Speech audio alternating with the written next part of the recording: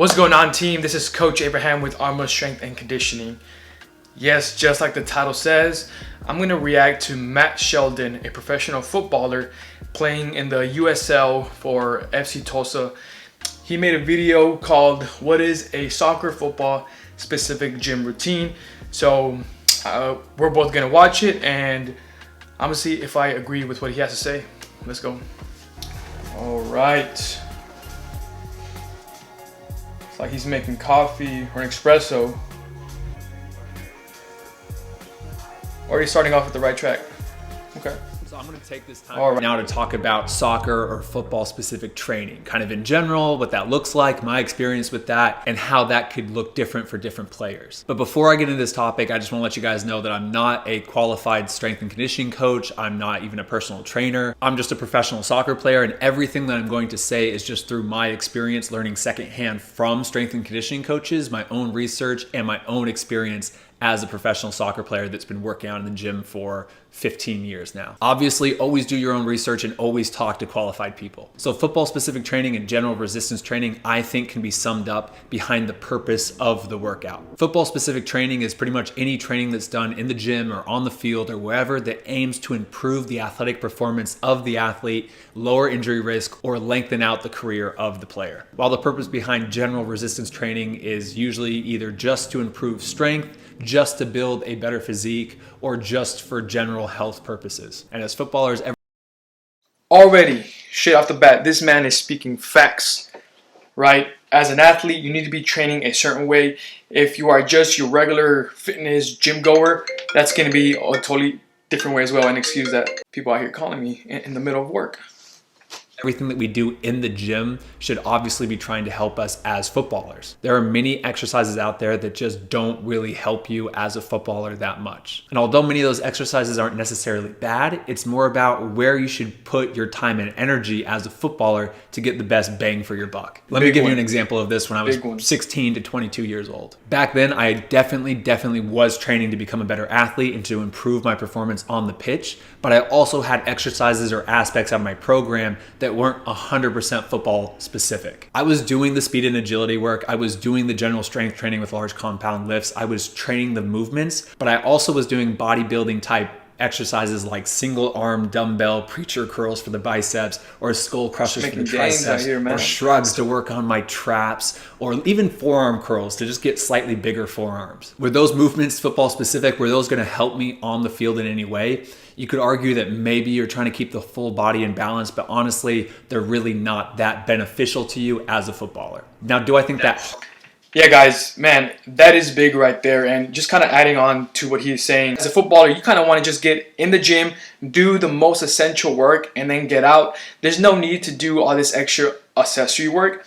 If you do want to build a bigger physique, that is where hypertrophy comes in. And there is sport-specific hypertrophy. There's even research where players go into a hypertrophy stage, focusing on tempo and slower negatives during season, and they saw their speed and power increase. So just being smart, and if you're on a good program and you're being efficient with your time, you can make great gains and still perform at peak. Harm me as a footballer? Do I think those exercises had a negative impact on me on the field? Honestly, not necessarily, but I do think it had an indirect harm to my game. And this is because, you have a limited amount of time in the gym. You only go there 3-4 times a week, and you're only in the gym for 1 to 1.5 hours. I shouldn't have focused my limited time and energy on bicep curls, tricep curls, shrugs, or forearm curls, and neglected doing the stuff like balance and stability work, or focusing on injury prevention movements like the Nordic hamstring curls or Copenhagen's. I never did any of that stuff. I never did any prehab stuff. I never did any balance or stability stuff. I really just was in the gym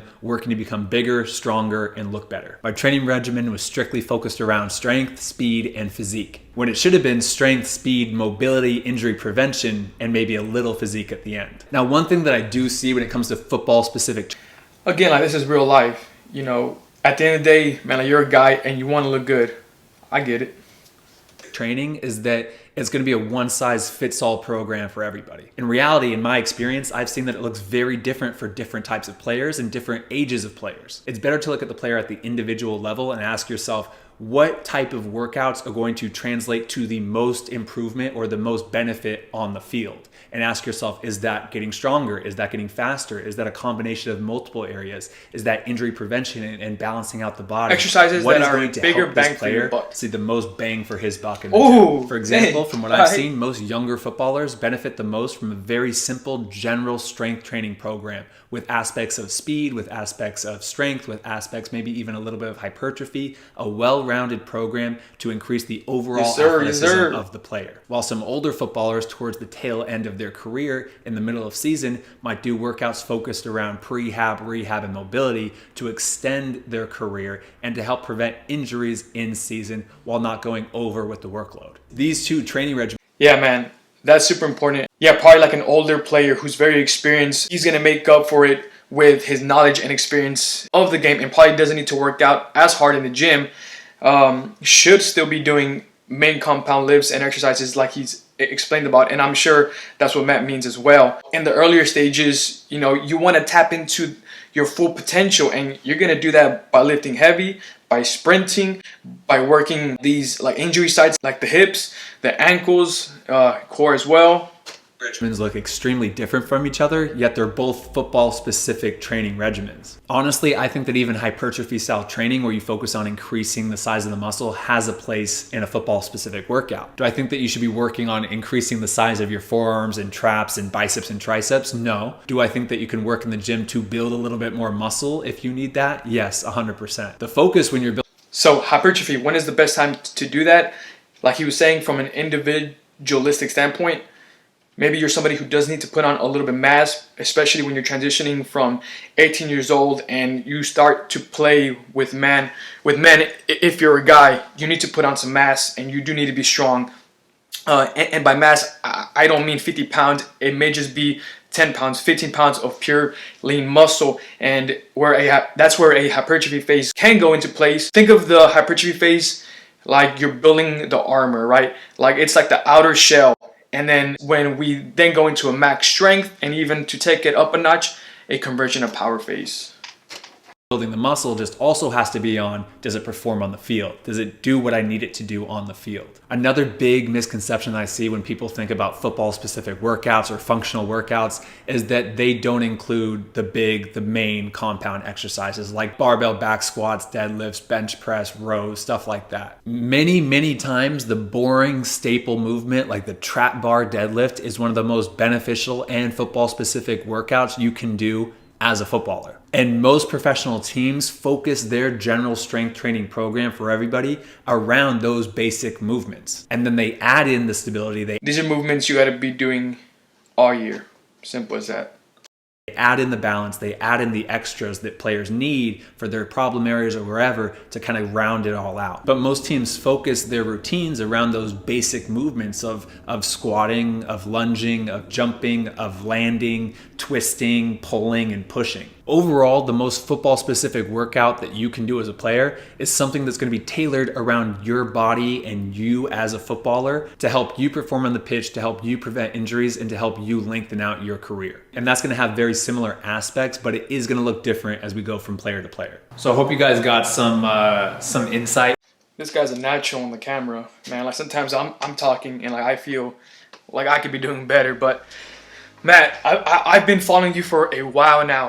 Probably for 2-3 years. So guys, like the quality that Matt is providing for young footballers is completely amazing. You see his journey, you see him train his ass off and the sacrifices he's had to make so he can get to that level, because there's so many sacrifices you got to make and there's nobody gonna tell you that better than Matt himself. Everybody should be subscribed to him. Guys, go do it right now. Hey, note to Matt, man, keep doing what you're doing, bro. And man, I hope you have a phenomenal season, bro. Like you really deserve it. You've been putting in this work. I've been seeing you, you know, like you technically have 2 jobs. Like YouTube is your second job. And man, I know how that is. And yeah, man, just keep doing your thing.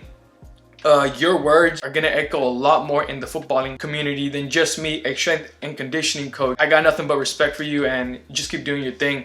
So guys, that's gonna be it for this video. If you've enjoyed it, make sure you leave a like, drop a comment if you have any questions about specific training. Again, guys, make sure that you are following him. If you want an actual journey of somebody who's made the sacrifices, and he has a whole vlog on showing you what he does every single day to be successful. His mindset, you can really just dive into it. That's crazy. A few years ago, back when I was playing, nobody was doing that. Guys, you know, for lack of a better term, y'all are spoiled. Take advantage of it though, and then put in the work and be consistent, and you'll get there. I know you will. Alright guys, that's it. Thank you so much for watching. I'll see you on the next one.